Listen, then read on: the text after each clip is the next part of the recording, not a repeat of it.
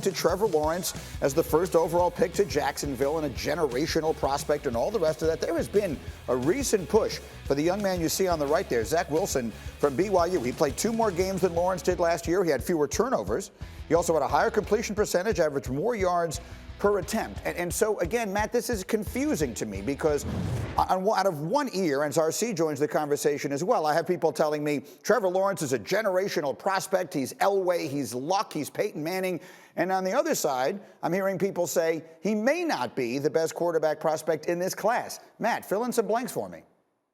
Yeah, guys, the more that we get into this draft process, the more you talk to evaluators around the NFL, they'll tell you that, hey, let's pump the brakes on this Trevor Lawrence kid a little bit, because while he has been anointed for the past 3 years as the future and savior of football, Zach Wilson, a lot like Joe Burrow last year, really had that ascension in his final year. Things clicked for him. You saw the numbers, the 33 touchdowns while cutting down on his turnovers. And the thing you hear from people around the NFL is this name, Patrick Mahomes, a player who can work off platform, who can drift from the offensive line, that has the arm strength to make up some of those things. You know, when I started evaluating quarterbacks, a player like this, we would have said that never works in the NFL because the technique is not there. The mechanics aren't there. Forget mechanics when you're a playmaker, when you have arm strength. And for Zach Wilson, people look at Kyler Murray, they look at Patrick Mahomes, they look at Aaron Rodgers and say, this is where the NFL is going. It's no longer the 6'6" drop back quarterback. And what Wilson did without a great supporting cast around him at BYU has definitely caught a lot of people's attention. So, Matt, I'm sure a lot of people watching that video who did not see any BYU football this year, the first thought they may have is he looks small. And obviously, Kyler Murray was the first pick in the draft, and he's much smaller. Is that no longer – how big is he, and is that no longer a concern in the evaluation? Yeah, we're waiting on an official measurement, but he's going to be under 6'3". He's going to be 210 pounds most likely, so bigger than Kyler Murray.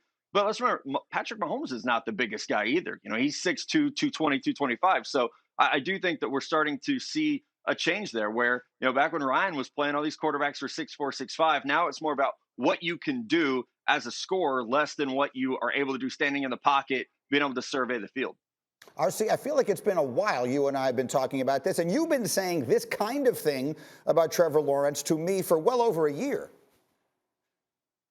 Well, you know what? This is what happens, though. Matt Miller, he's an up-and-coming star. He starts on the show today. He comes on. He says these things about Trevor Lawrence. Oh, let's put him on. We all love Matt. Ryan Clark has been saying it for 2 years, and nobody cares.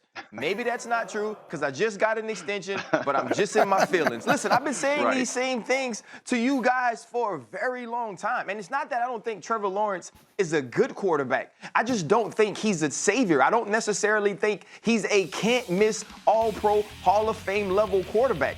And some of those things that Matt is saying about Zach Wilson, they're intriguing, right? This is where the game is moving. Somebody being able to throw off platform. Also watching a guy play, not necessarily with the best skill players around him, and seeing him elevate those guys. And maybe it's this purple jacket that I wear and the reasons that I wear it. I cannot get out of my mind of Trevor Lawrence walking into the stadium and facing Joe Burrow and being totally outplayed.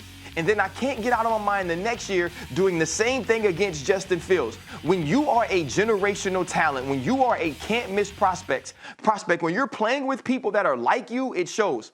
We watched Deshaun Watson play the Alabama Crimson Tide 2 times. He lost 1 time, and he won the other time. And both times we saw him, we said to ourselves, he was the best player on the field, and it wasn't close. Trevor Lawrence is not that. But when you watch Zach Wilson and you think about Mahomes, you think about Josh Allen, you think about Aaron Rodgers, some of the arm talent, the things that they have done and how they translate, Zach Wilson has some of that. I just don't see teams passing on that just because of a few critiques that you can nitpick about Zach Wilson, his competition, or maybe his size. I'm with you, but they're going to. I mean, the number 1 pick in this draft is going to be Lawrence. I don't think any of us are suggesting otherwise. And so, Matt, I just was looking at some notes before we came on the air today. McShay just released his latest McBoard of his top 32 players in the draft. He has Trevor Lawrence number 1. He still ranks him as the number 1 player in this draft. So, Matt, let's make it clear. We're not suggesting, unless you are, that is no longer the case. Most teams still think he's the best player, right? Yeah, the consensus is still Trevor Lawrence. And it's hard, though, for people to buck this trend of there's a lot of groupthink. There was groupthink when Mitchell Trubisky was the first quarterback drafted. Everyone in the NFL told you that's the guy. Everyone thought that except for Andy Reid and the Kansas City Chiefs. So I think it's okay to break away from the groupthink like Ryan's been saying for 2 years and say, well, okay, why is Trevor Lawrence the greatest quarterback since Andrew Luck or Peyton Manning? But you're right, Greeny. He will be the first pick.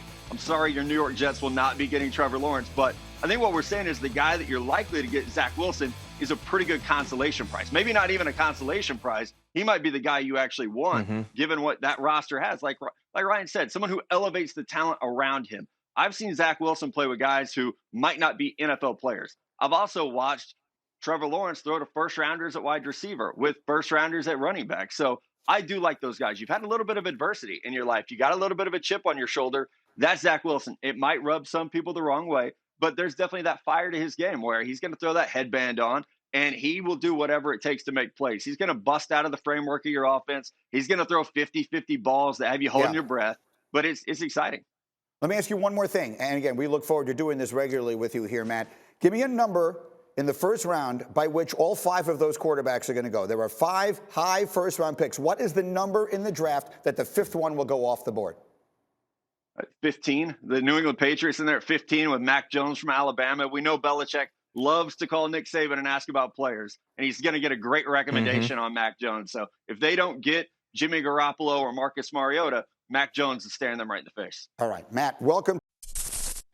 Thank you for watching ESPN on YouTube. For live streaming sports and premium content, subscribe to ESPN+.